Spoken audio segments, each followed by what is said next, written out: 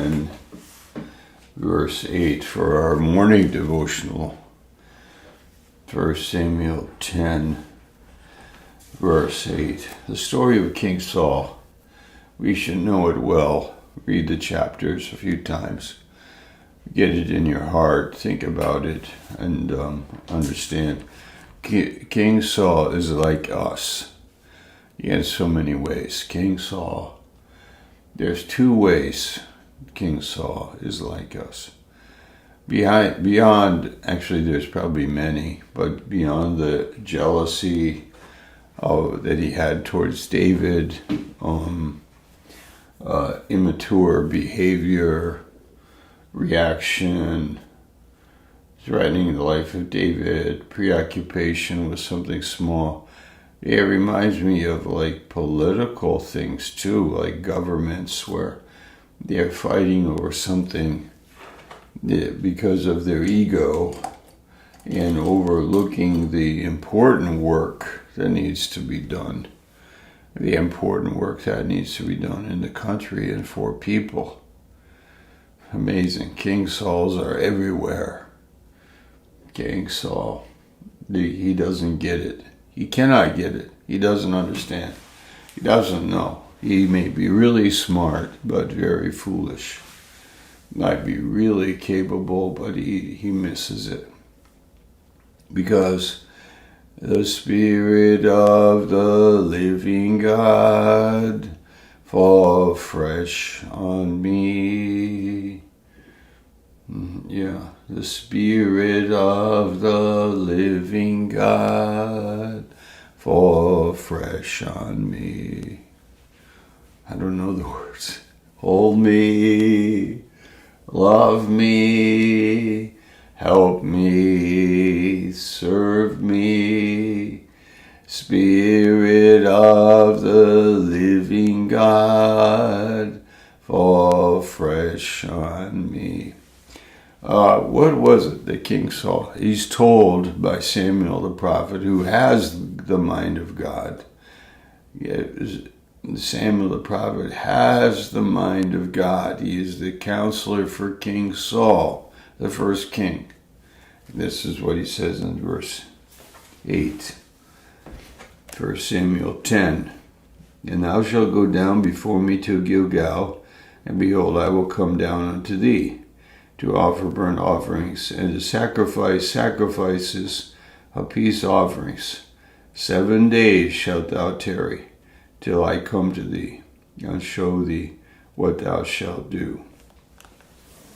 We read that King Saul did that. He went down and he waited 7 days. On the seventh day, he couldn't wait any longer. So he went ahead and made the sacrifices. And Samuel said, "What have you done?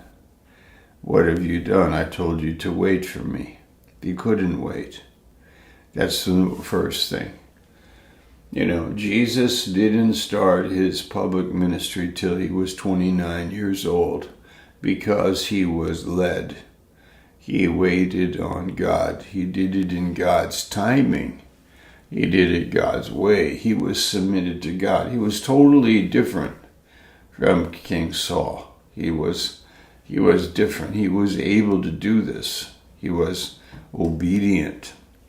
The second thing is in 1 Samuel 15, when he is called to execute Agag and the Amalekites and the king and everything, the good and the bad. He saved the good. He saved the good because it didn't make sense to him. In a similar way, there are things in our lives that we should get rid of that are good, but we should get rid of them because we are obedient to God. There are good things in your life that are not from God. There are good things that we could do that we shouldn't do. There are good things, and when the Lord directs us to forsake them, or to have nothing to do with them, or to sacrifice them, or to give them up, then those could be even relationships. They may be good, but we don't see why we should get rid of them. Why should I do that? I don't see that. I don't understand that. We make a mistake in these two ways. We cannot be obedient in the timing, and then we don't understand God's mind in terms of judgment, in terms of sacrificing what is the bad and the good. Like a good life. Like I want to live a good life. Give it up. Surrender to God. Live by faith. And sacrifice the good on the altar. Maybe a good relationship. Maybe good, I don't know, good this or that. There are things that maybe God would show you and me. That this is more, it's a spiritual. And this is God's mind. Remember Exodus 32 or 33, is it? When the Jews, 32, they sacrifice, or they make a golden calf to worship and say, this is the God that brought us out of Egypt. Amazing idolatry. On the honeymoon, the nation is married to God, and on the honeymoon, they commit adultery. One writer said that by worshiping the golden calf. They committed adultery on the honeymoon. Wow. Okay. Moses said, who is on the Lord's side? The Levites came, and he said, go through the camp and slaughter, kill your family members even. Kill even your family members. Later in the New Testament, Jesus says, take up your cross and follow me. Unless you hate your mother and father. Now, what does that mean? That means that I must be willing to sacrifice not only the bad, but the good with the mind of God, and that I cannot love my family more than I love God. I must have the love of God, and then I will have the love for my family, and I will have the right kind of love. I think you understand that. Luke 14.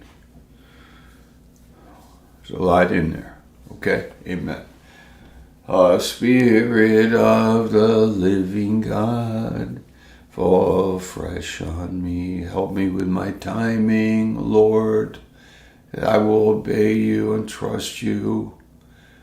And then regarding the good and the bad that's in life, help me understand and have your mind and do the things that are important to you and be willing to sacrifice the good life for your life. Our purpose in life. What is your purpose? Happiness, goodness. What is your purpose? To have a good home, to have money, to have security. What is your purpose? Let us say our purpose is to glorify God. And let us be obedient to Him. Okay, amen. God bless you.